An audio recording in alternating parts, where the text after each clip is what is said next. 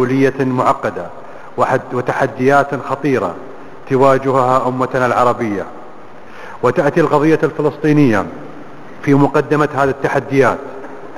فلن يتحقق السلام والاستقرار والأمن في منطقتنا إلا بالوصول إلى تسوية عادلة وشاملة تستند إلى قرارات الشرعية الدولية والعربية وفق مبدأ حل الدولتين. إن السلام العادل والشامل خيارنا الاستراتيجي الذي حافظنا عليه طوال عقود، إلا أن عملية السلام ما زالت تراوح مكانها منذ ما يزيد عن 20 عام،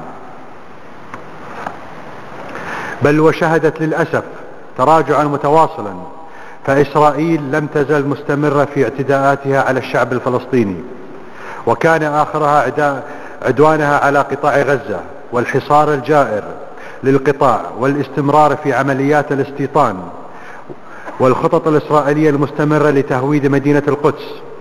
كما عبر رئيس الوزراء الإسرائيلي مؤخرا بوضوح تام عن رفضه قيام دولة فلسطينية، وحاز معسكره على الأغلبية الانتخابية بعد هذا التصريح. لقد وصلت مفاوضات السلام بآلياتها المختلفة ومبادراتها المتعددة إلى منتهاها في ضوء التعنت الإسرائيلي المستمر، ولم تعد هناك جدوى من مواصلة هذا المسار الذي بات يغطي على العدوان والاستيطان.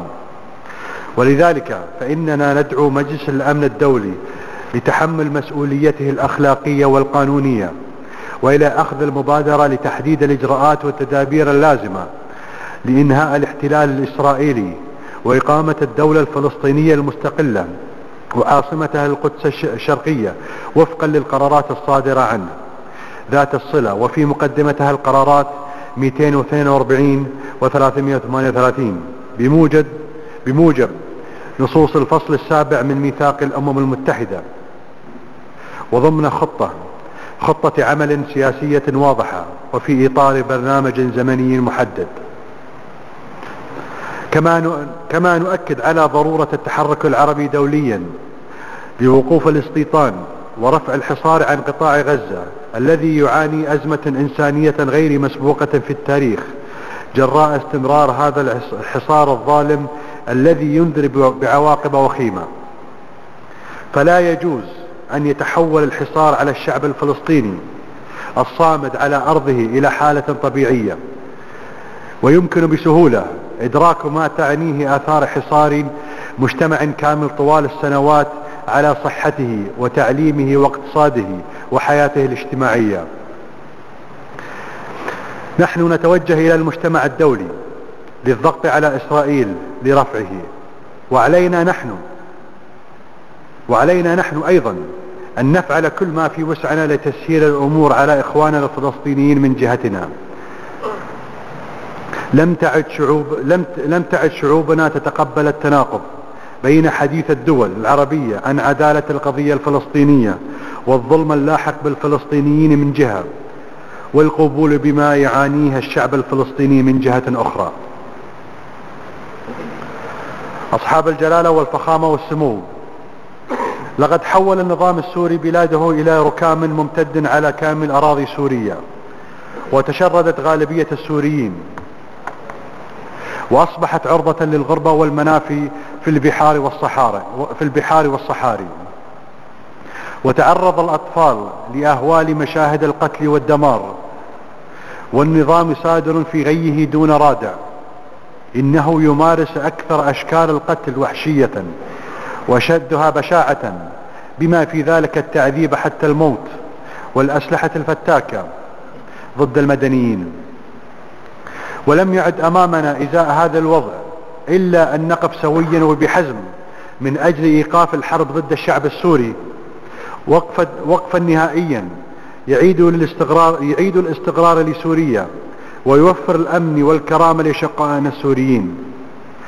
وعلينا أن نوضح بشكل جازم وقاطع أن هذا النظام ليس جزءا من أي حل، فالحل السياسي يعني تلبية مطالب الشعب السوري وإتاحة المجال أمام القوى المدنية السورية بجميع تياراتها إلى تشكيل حكومة انتقالية تعمل على تمهيد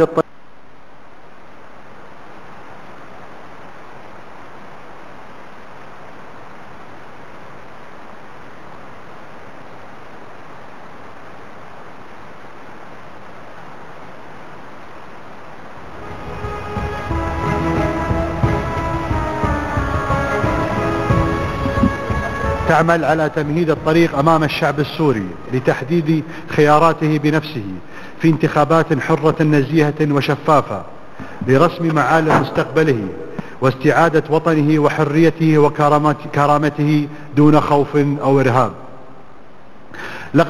لقد سبق أن طرحت الجامعة العربية في بداية التحرك الشعبي السوري حلا سياسيا يؤمن تغييرا سلميا توافقيا وتسوية تشمل النظام نفسه كطرف فيها، ولكن النظام رفض وأطلق عملية الإبادة والتهجير ضد شعبه. ولا يفوتني هنا أن أؤكد مجددا أن علينا كعرب وعلى المجتمع الدولي أيضا القيام بالواجب الإنساني تجاه الشعب السوري في مناطق النزوح في سوريا أو في مناطق اللجوء في دول الجوار، وتقديم كل أنواع المساعدات لهم لمساندتهم وشد أزرهم في مواجهة المصاعب الحياتية التي يعانون منها والتي تفوق قدرة تحمل البشر. ولا بد لي هنا من الإشادة بدور أخي الكبير سمو الشيخ صباح الأحمد الجابر الصباح ودولة الكويت الشقيقة في عقد مؤتمر الثالث لدعم جهود الإغاثة الإنسانية للشعب السوري الشقيق. وأخيرا، ألم يحن الوقت أن نسأل هل سنبقى ننتظر ما سوف يفعله الآخرون في سوريا؟ لقد اتضح تماما حدود فعلهم ولم يعد ثمة مجال للتكهن والتحليل. فمتى سوف نتحرك نحن كعرب لإنهاء هذه المأساة بالتنسيق مع من يجب أن ننسق معه؟ أصحاب الجلالة والفخامة والسمو، شهد العالم خلال السنوات القليلة الماضية تنامي ظاهرة الإرهاب وامتدادها في دول عربية عديدة، وأصبحت تمثل